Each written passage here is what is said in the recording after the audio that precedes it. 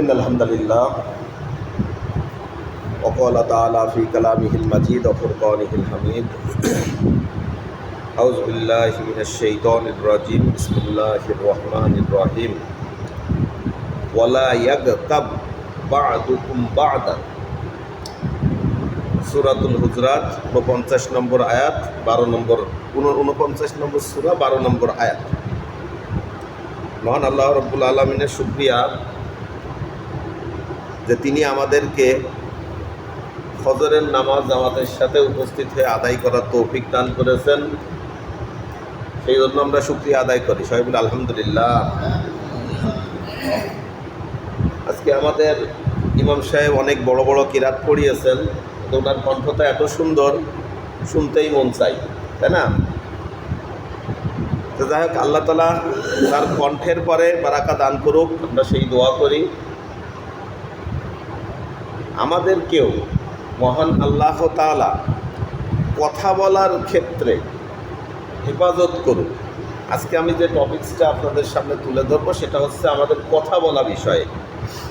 এ বিষয়ে অনেক কথা এর আগেও বলেছি।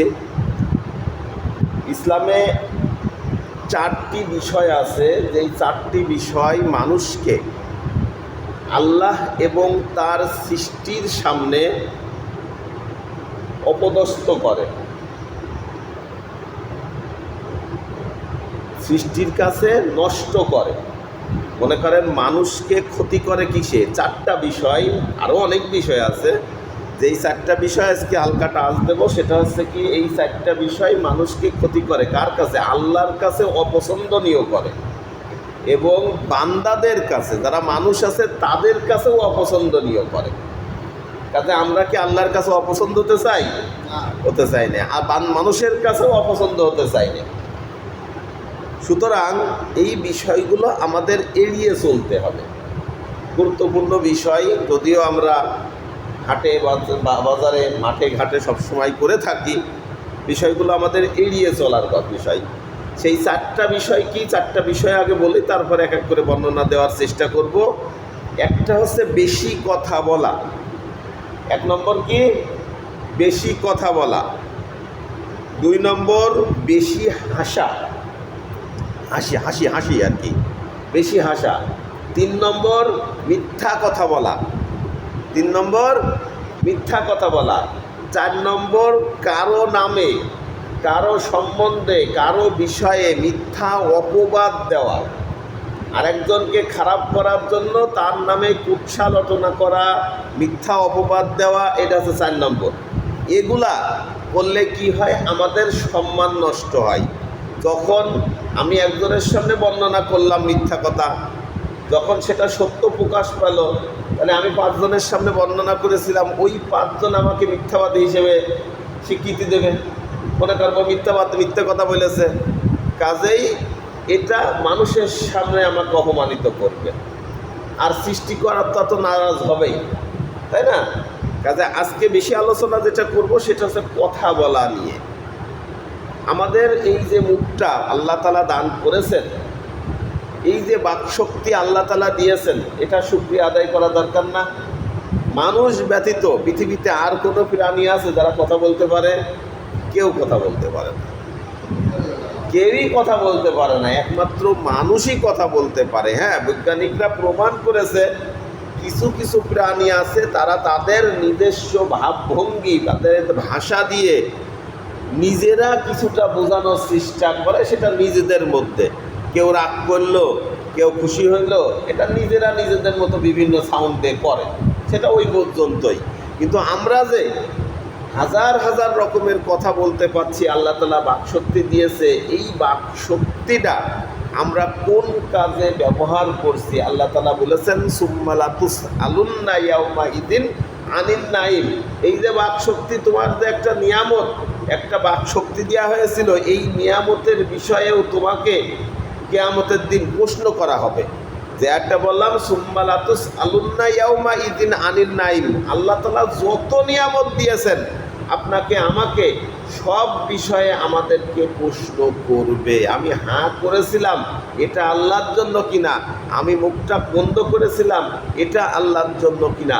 যা কিছু আছে সব কিছু আল্লাহ এবং আল্লাহ রসুলের রাজি খুশি করার জন্য আমাদের হতে হবে, এর বাইরে হওয়া চলবে না, তাই না? ওই যে ইন্নাল্লাহ হাশতারা মিনাল মুমিনিন, এই একটা ফুলটা মনে নাই, এই একটা সেটা, এখানে আল্লাহ তাআলা বলেছেন আপনার জান এবং মাল আল্লাহ তাআলা নিয়েছেন, তার বিনিময়ে আল্লাহ তাআলা আপনাকে জান্নাত দেবেন।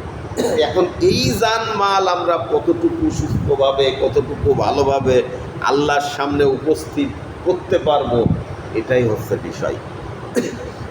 তাহলে 100%-এ 100%ই আল্লাহকে দিয়ে দিতে হবে, 100%-এর মধ্যে 100%ই আল্লাহকে দিয়ে দিতে হবে। তাছাড়া আল্লাহ তাআলা আমাকে তো পূর্ণাঙ্গ জান্নাত দিবে না। মনে করেন আমার অন্তরের মধ্যে কি আছে, আল্লাহ তাআলার ভালোবাসা আছে 5%, হিসেব করে দেখলে হয়তো আমাদের অন্তরে তাও পাওয়া যাবে না। আল্লাহ তাআলার ভালোবাসা আছে 5%, আর বাদ বাকি সব দুনিয়া, সব কিছু দুনিয়ার মহাব্বত, সব কিছু দুনিয়ার কাজ কারবার, যেটাই করছি সেটাই ইসলাম বিরোধী, যেটাই সাপোর্ট করছি সেটাও ইসলাম বিরোধী। এই অবস্থায় আল্লাহর সামনে আমার এই জান মাল নিয়ে যে আমি পেশ করলাম, যে 95% গায়রুল্লাহর জন্য, অন্যের জন্য ছিল, আর 5% হচ্ছে আল্লাহর জন্য, তাহলে আল্লাহ তাআলা আমাকে কি দেবে? খুশি হবে? খুশি হবে না। তাহলে আল্লাহ তাআলা বলে ঠিক আছে, তাহলে তুমি যখন 5% তোমার জীবনের আমার জন্য নিয়ে এসো, মানলাম 5% তুমি আমাকে দিয়েছো, তাহলে আমু 5% জান্নাত তোমাকে দেবো, বাকি 95% কি দেবে? জাহান্নাম দেবে। নাউযুবিল্লাহ।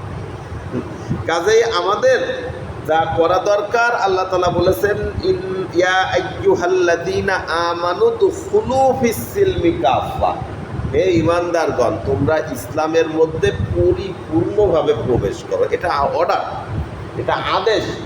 ফাদখুলু একেবারে আমরের সিগা দিয়ে আল্লাহ তাআলা আদেশ দিয়েছেন, এখানে কোনো ছাড় নেই, আমাদের টোটাল ঢুকতে হবে। তো যাই হোক, ওই দিকে আমি বেশি যাচ্ছি না। বেশি কথা বলা, এটা একটা কথা বলা একটা নিয়ামত। কারো যদি বাকশক্তি কেড়ে নেওয়া হয়, মুখে টেপ লাগানো হয়, মনে করেন অনেক সময় আসামিদের ধরে নিয়ে যায়, মুখে টেপ লাগাই দেয়, তার সামনে তার বিরুদ্ধেই বলছে, অথচ তার কিছু বলার ক্ষমতা নেই। মনে করেন সাধারণত আমাদের যা হয়ে থাকে, অনেক সময় দেখা গেল অনেকের পকেটে আবল তাবল অনেক কিছু ঢুকোই দিয়েও তাকে আসামি বানাই দেয়, এমন শোনা যায় না?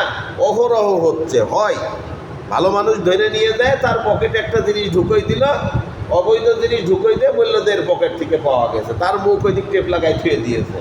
এ কিছু বলতেও পারছে না, সইতেও পারছে না, সে তো বুঝতে পারছে যে আমি তো এই কাজ করিনি, কিন্তু বলার ক্ষমতা নেই। বাকশক্তি এটা যে কত বড় নিয়ামত আল্লাহ তাআলা আমাদেরকে দিয়েছেন, আমাদের শুকরিয়া আদায় করার দরকার। এই কথা বলার ক্ষেত্রে আমাদের খুবই সতর্ক হতে হবে, কথা বলার ক্ষেত্রে খুবই সতর্ক হতে হবে। হাদিসে আসছে, হুজুর পাক সাল্লাল্লাহু আলাইহি ওয়াসাল্লাম বলেছেন, যে ব্যক্তি আল্লাহ ও পরকালের প্রতি ঈমান রাখে, বুখারী শরীফের হাদিস বলছি, যেই ব্যক্তি আল্লাহ এবং পরকালের প্রতি ঈমান রাখে সে যেন উত্তম কথা বলে, সে যেন উত্তম কথা বলে, ভালো কথা বলে, কোনো খারাপ কথা না বলে, অথবা চুপ থাকে। উত্তম কথা যদি সে বলতে না পারে তাহলে চুপ থাকে। বুঝলাম বিষয়টা? বুখারী শরীফের হাদিস 6018 থেকে 19 নম্বর, দুটো হাদিসের একসাথে বর্ণনা করলাম, সংক্ষিপ্ত বিষয়। হুজুরে পাক সাল্লাল্লাহু আলাইহি ওয়াসাল্লাম বলেছেন, যে ব্যক্তি আল্লাহ এবং পরকালের প্রতি বিশ্বাস রাখে, আমি আল্লাহকে বিশ্বাস করি, পরকালও হবে বিশ্বাস করি, এই বিশ্বাস যেন যে রাখে, সে যেন নিজের কথাটাকে যখন বলবে, উত্তম কথা ছাড়া কোনো খারাপ কথা, কোনো ফায়েসা কথা, কোনো আচার বা গালাগালি পূর্ণ কথা, দৃষ্টিকটু কথা, শ্রুতিমধুর কথা না, এরকম কথা থেকে বিরত থাকে, অথবা চুপ থাকে, কোনো ফাও কথা বলা থেকে চুপ থাকে। একটা বিষয় খেয়াল করবেন, প্রথম যে আয়াতটা বলেছিলাম, ওয়ালা ইয়াগতাব বাদুকুম বাদান, তোমরা একে অপরের সাথে গীবত করো না। সূরাতুল হুজরাত 49 নম্বর সূরার 12 নম্বর আয়াত। যখনই আপনি কথা বলতে যাবেন 5টা লোকের মধ্যে বসে, যখনই গল্প গুজব হবে, দেখবেন যে একে অপরের নামে গীবত চলে আসছে, একে অপরের নামে পরনিন্দা, পরচর্চা চলে আসছে, আসে না? আসে তো এর থেকেও বিরত থাকতে হবে। এটাও আল্লাহ তাআলা এই আয়াতেই কি বলেছেন, আপন মৃত ভাইয়ের গোশত খাওয়ার সমান। গীবত করা, গীবতটা কোনটা সেটা তো আমরা জানি। গীবত কি মিথ্যে কথা নাকি? গীবত মিথ্যে কথা না, কিন্তু গীবত হচ্ছে একেবারে 100% সত্যি কথা, 100% সত্যি কথা, যেটা আমার সামনে বললে, মনে করেন আমার সম্পর্কে একটা কথা বললেন, আমার সামনে বললে আমি কষ্ট পেতাম। আমার মধ্যে এমন একটা দোষ আছে যে এই দোষটা আমার সামনে বললে আমি কষ্ট পেতাম, 100% সত্যি কথা। সেই দোষটা আমি ছাড়া আমার পেছনে বা আপনারা অন্য দুইজন আলাদাভাবে আলাপ করা, এটা হচ্ছে গীবত। এটা হচ্ছে গীবত, একেবারে সত্যি কথা। আর এটার দোষী আল্লাহ তাআলা দিয়েছেন আপন মৃত ভাইয়ের গোশত খাওয়ার সমান, এটার রেফারেন্স দিয়েছেন। আর যদি মিথ্যা হয় তাহলে সে মিথ্যাটা কত মারাত্মক। আমি যদি 1000টা কথা বলি তাহলে তার মধ্যে আমার মিথ্যা কথা চলে আসবে। আল্লাহ তাআলা বলেছেন, ওয়ামান আহসানু কাওলাম মিম্মান দাআ ইলাল্লাহ ওয়া আমিলা সলিহা ওয়া ক্বালা ইন্নানি মিনাল মুসলিমিন। ওই ব্যক্তির কথার থেকে উত্তম কথা কার হতে পারে? ওমান আহসানু কাওলাম মিম্মান দাআ ইলাল্লাহ, যে ব্যক্তি আল্লাহর দিকে ডাক দেয় এবং বলে, সৎ কাজের আদেশ দেয় এবং বলে আমি মুসলমানদের মধ্য হইতে একজন, মানে উত্তম কথা। এক কথা আল্লাহ তাআলা বলল যে যে ব্যক্তি আল্লাহকে ভয় করে, আল্লাহর পথে মানুষকে ডাকে, সৎ কাজে ডাকে, খারাপ কাজ থেকে নিষেধ করে, ওই ব্যক্তির কথা সবচাইতে উত্তম। তাহলে আমাদের কথা হতে হবে আল্লাহর পথে মানুষকে ডাকা, যেখানেই যাই। হ্যাঁ, আমি গল্পতে শরীক হব, আমার চিন্তা চেতনা থাকবে যে এখানে মানুষের নামে গীবত হচ্ছে, আবল তাবল কথা হচ্ছে, আমি সেটাকে কনভার্ট করে এমন টেকনিকে, উদু ইলা সাবিলি রব্বিকা বিল হিকমা ওয়াল মাউইদাতিল হাসানা, তোমরা আল্লাহর পথে মানুষকে হিকমতপূর্ণ কথা, সুন্দর সুন্দর ওয়াজ নসিহত দ্বারা মানুষকে কনভার্ট করে আল্লাহর দিকে নিয়ে আসো। একটা মজলিসে বসলাম, মানুষ যেহেতু, মানুষের সমাজে মিশতে হবে আমাদের, তাই না? বন্ধু বান্ধবের সাথে মিশতে হবে। দেখবেন যে আপনার গীবত করার অভ্যাস নেই, আপনার বন্ধুদের গীবত করার অভ্যাস আছে। হ্যাঁ, সেখানে বসলেন, তারা গীবত করছে, ওই ক্ষেত্রে আস্তে আস্তে আপনি তাদেরকে ফিরিয়ে নিয়ে আসার চেষ্টা করেন যে আমি আজকে এই হাদিস পড়েছি, হাদিসে এই তুমি যে এই কথাটা বললে, এই অমুকের নামে গীবত করলে, এটা একটা গীবত হয়ে গেল। এই গীবত সম্পর্কে কোরআনের আয়াতে এটা বলা হয়েছে, মৃত ভাইয়ের গোশত খাওয়ার সমান বলা হয়েছে। এইভাবে মডিফাই করে আপনার টার্গেট থাকবে তারা গীবত থেকে ফিরিয়ে নিয়ে চলে আসবো। আমরা স্টুডেন্ট লাইফে যেটা করতাম, যে আমাদের যেটা বলা হইলো বিশের থেকে, আমরা করতাম যে আমরা 5 জন মজলিসে বসবো, ঠিক আছে? 5 জন মজলিসে বসবো, যদি কেউ কারো সাথে গীবত করে, কারো নামে গীবত করে, তার ফাইন হবে 2 টাকা। সেই সময় 2 টাকায় 100 গ্রাম বাদাম পাওয়া যেত, এখন 40 টাকা সব। বুঝতে পেরেছেন? 2002 সাল 3 সালের কথা বলছি। যে কারোর নামে গীবত করবে, কারোর ইঙ্গিত করবে বা কোনো কিছু করবে, তারকে 2 টাকা ফাইন দিতে হবে। এই 2 টাকা কি হবে? এই 2 টাকা আমরা কারেকশন করতাম। কারেকশন করার পরে পরবর্তীতে ওইটা দিয়ে দেয়া গেল ফকির মিসকিনকে দিয়ে দিতাম, অথবা আমরাই ভাজা কিনে খাতাম, বাদাম কিনে খাতাম, ঠিক আছে? এটা শাস্তি।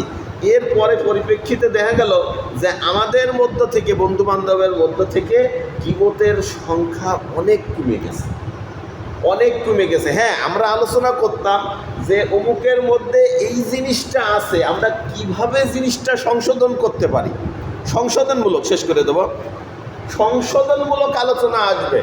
আমরা একজন 5 জন মিলে বলতে পারি যে মসজিদে এই লোকটা আসছে, এই লোকটা এই কাজগুলো করছে, সেই কাজগুলো আমরা সংশোধন করার চেষ্টা করব। ঠিক আছে, এই 5 জন আমরা বইছি, 5 জনের মধ্যে যিনি ভালো বুঝতে পারবেন তার দায়িত্ব দিলাম। অথবা 5 জন মিলেই তার কাছে গেলে, 5 জন মিলে গেলে লজ্জা পেতে পারে, একজন আলাদা আলাদা যায় যে ভাই আপনার দ্বারা এই সমস্যাটা হচ্ছে, মসজিদের মুসল্লিরাও বলছে অনেকেই, আপনি এই বিষয়টা একটু সংশোধন হয়ে যান। অর্থাৎ কাউকে সংশোধন করার জন্য, সমাজকে সংশোধন করার জন্য এই আলোচনাটা, তার পিছনে গীবত না, ওটা বরং বৈধ, ওটা জায়েজ, ওটা জরুরি। বুঝতে পারছেন বিষয়টা? বোঝা গেল না? আমি বললাম যে গীবতটা নিষিদ্ধ। গীবতটা কোনটা? আমরা 2 জন মিলে মুখরোচক আলোচনা করলাম, কোনো সমাধানে গেলাম না, এটা গীবত। কিন্তু আমাকে সংশোধন করার জন্য আপনি আলোচনা করছেন, পরামর্শ করে আমার সাথে পরে জানাবেন, এই টার্গেটে নিয়ে আগানো, এটা জরুরি। এটা দরকার, কারণ আমি খারাপ কিছু ছড়াতে পারি, আমাকে সেটা সতর্ক করতে হবে আপনাকে, এটা আপনার ইমানি দায়িত্ব। ঠিক আছে? কাজেই কথা বলার ক্ষেত্রে আমরা খুবই সতর্ক থাকব। বেশি কথা বললে কি হয়, ইসলামিক কথা বলবেন, আপনার মন দিলটা আল্লাহ তাআলা নরম করে দেবে। আর যদি কোনো ফায়েসা কথা, আবল তাবল কথা আমরা বলি, এটা মানুষের অন্তরকে কঠিন করে দেয়, মানুষের অন্তরকে কঠিন করে দেয়, ভুল হওয়ার সম্ভাবনা বেশি থাকে। আমরা আবল তাবল গল্প গুজব করলে ভুল হওয়ার সম্ভাবনা বেশি থাকবে। তারপরে গীবত, পরনিন্দা, পরচর্চা, এগুলো তো চলবেই। হুজুর পাক সাল্লাল্লাহু আলাইহি সাল্লাম আরেকটা হাদিস বলি, যে ব্যক্তি আমাকে, হুজুর পাক সাল্লাল্লাহু আলাইহি সাল্লাম বলেছেন, যে ব্যক্তি আমাকে তার জিহ্বা অর্থাৎ দুই ঠোঁটের মাঝখানে যে বস্তুটা থাকে জিহ্বা, এবং লজ্জা স্থান দুই পায়ের মাঝখানে, দুই হাঁটুর মাঝখানে যে বস্তুটা থাকে লজ্জা স্থান, এই দুইটা হেফাজতের দায়িত্ব দেবে। মানে যে ব্যক্তি বলবে যে আমি আমার জিহ্বা এবং আমার লজ্জা স্থান হেফাজত করে রাখবো, তাহলে ওই ব্যক্তিকে আমু নিশ্চয়তা দেব, আমু তোমার জন্য জান্নাতের সুপারিশ করবো। সুবহানাল্লাহ, বলা যায় না? কত বড় কথা! মানে যে ব্যক্তি, আমি তাহলে কথা বলবো, কথার কিন্তু আমার লিমিট থাকতে হবে, কথার পরে আমার দখল থাকতে হবে, কথা আমি কি বললাম সেইটা আমার নজরে থাকতে হবে, তা না হলে কিন্তু আমি বিপদে পড়ে যাব। আমি বন্ধু বান্ধব চলাফেরার ক্ষেত্রে কত রকম গালাগালি দিচ্ছি, কত রকম কথা বলছি। হাটে মাঠে বাজারে যারা টাউনে থাকেন, বাস স্ট্যান্ডে থাকবেন, দেখবেন অধিকাংশ এই কোয়ালিটির লোক একটা গালাগালি না দিয়ে কথা কয় না, এটা মুখ খারাপ না করে কথা কয় না, বন্ধুর সাথেও দেখা হলেও একটা আবল তাবল গালাগালি করে, ওইটাও কোনো দরকার ছিল না। তারপরেও আমরা এটা শুনে শুনে অভ্যস্ত হয়ে গেছি, কিছু মনে করি না। এইরকম কেউ যদি বাদে, আপনার যদি বলার ক্যাপাসিটি থাকে, অবশ্যই তাকে বলবেন যে দোস্ত, তুমি এই যে কথাটা বললে, এই কথার আগে যে গালাগালিটা দিলে বা বইকলে, অমুকটা একটা ফালতু শব্দ করলে, এটা কি কোনো দরকার ছিল কিনা?